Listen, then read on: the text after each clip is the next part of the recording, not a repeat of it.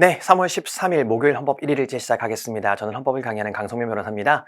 자, 오늘 문제는 부담금에 관한 23년 경찰 간부 문제이고요. 가장 적절하지 않은 것은을 묻고 있습니다. 우리 부담금이라는 건 세금이랑 구별되는 거죠. 그래서 특정한 집단에게 특정한 과제를 위해서 이제 부과하는 걸 우리는 부담금이라는 표현을 씁니다. 세금이라는 건 일반 국민에게 국가의 일반 과제를 위해서 부과하는 게 세금이라면 부담금은 특정한 목적을 위해서 특정한 집단에게만 부과하는 걸 부담금이라고 얘기를 합니다. 이 부담금에는 돈이 필요해서 걷는 재정 조달 목적 특별 부담금이 있고요. 어떤 방향으로 유도하기 위해서 정책을 달성하기 위해서 하는 정책 실현 목적 부담금이 있습니다. 자, 1번에 보시면 우리가 한강을 취수원으로 사용하는 사람들, 그러니까 한강은 어쨌든 이렇게 한강을 취손으로 쓰는 사람들이 있기 때문에 한강 근처에서는 농사 지을 때도 농약 치면 안 되고요. 그 다음에 이 한강의 수질을 개선하기 위한 여러 가지 어떤 기술 개발이나 장치나 이런 비용들이 들어갈 겁니다. 그래서 한강을 쓰는 사람들한테는 우리가 좀 돈을 걷는 거예요. 돈을 걷는 이유가 뭡니까? 자, 한강 쓰지 마세요. 이런 목적이라면 정책 실현 목적이 될 거고요. 한강을 써도 되는데 우리가 돈이 좀 필요해. 그러니까 돈 좀 줘. 라고 하는 목적이라면 재정 조달 목적이 될 겁니다. 근데 이건 한강을 쓰지 말라는 게 아니죠. 한강을 쓰는 사람들로부터 돈을 걷어서 농약 안 쳐서 어떤 병풍에 받는 사람들한테 우리가 피해 지원도 하고 이런 한강의 수질 개선을 위해서 어느 정도 비용도 좀 쓰고 하기 위한 겁니다. 따라서 한강을 취수원으로 사용하는 사람들한테 걷는 물 이용 부담금은 재정 조달 목적 부담금에 해당합니다. 1번은 옳은 지문이고요. 자, 2번입니다. 경유차 소유자에게 환경 개선 부담금을 걷습니다. 경유차, 우리 자동차의 연료가 휘발유, 경유, LPG가 있는데 경유차에서 환경오염 물질이 제일 많이 나옵니다. 그러다 보니까 경유차 타는 사람들한테는 환경 개선 부담금을 반기별로 몇십만 원씩 부과시킵니다.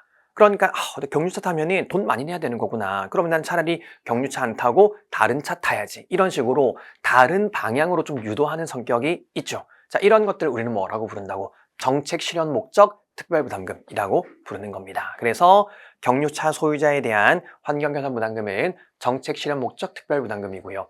1번 아까 한강을 취선으로 이용하는 사람들한테 걷는 물 이용 부담금은 재정 조달 목적 부담금이고 1번도 2번도 둘 다 합헌입니다.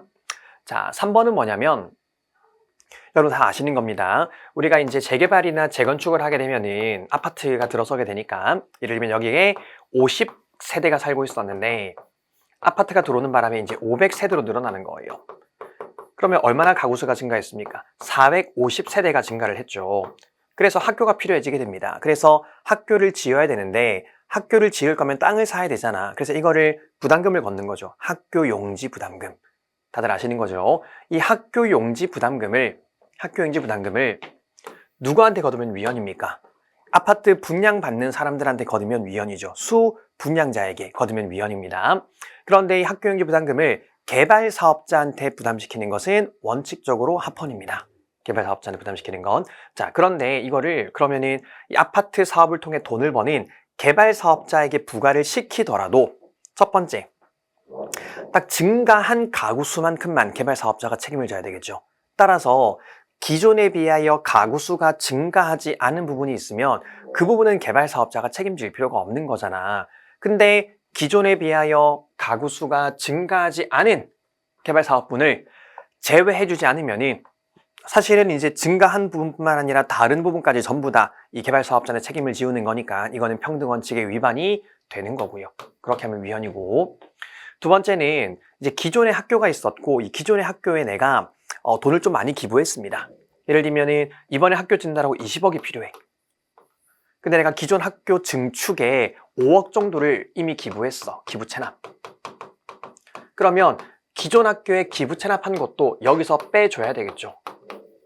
근데 이거를 고려해주지 않는 것도 위헌이라고 얘기를 했습니다. 그래서 결과적으로 학교용지 부담금은 첫 번째, 수분양자한테 부담시키는 거 위헌. 두 번째, 개발사업자한테 부담시키는 건 합헌.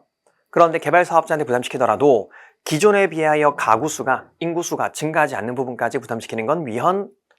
그리고 기존의 다른 학교에다가 내가 기부 체납한 거 고려해주지 않는 것도 위헌입니다. 3번은 그래서 틀린 지문이고요. 4번입니다. 병원에서 의료사고가 터집니다. 의료사고가 터지면은 원래 의료기관 개설자, 즉 의사죠. 의사가 환자에게 어쨌든 의료사고에 대한 피해 보상금을 지급을 해야 될 건데 의사가 당장 지급을 못하면 조정중재원이라는 곳에서 환자에게 그 비용을 대신 지불하는 거죠. 대불. 그리고 모든 의사들한테 대불 비용에 대한 부담금을 걷습니다. 모든 의사들한테. 이 걷는 목적은 뭐겠습니까? 우리가 지금 환자한테 피해 보상금 1억 줬는데 그래서 1억이 부족해. 그러니까 돈 좀 모으게 의사들이 좀 십시일반하자. 약간 이런 느낌인 거니까 대불 비용 부담금은 재정조달 목적 부담금에 해당하게 되겠죠. 옳은 질문입니다. 그래서 오늘 문제 정답은 3번이었습니다. 여러분 이번 주도 고생하셨고요. 남은 주말도 열심히 공부하시고 저희는 다음 주에 뵐 건데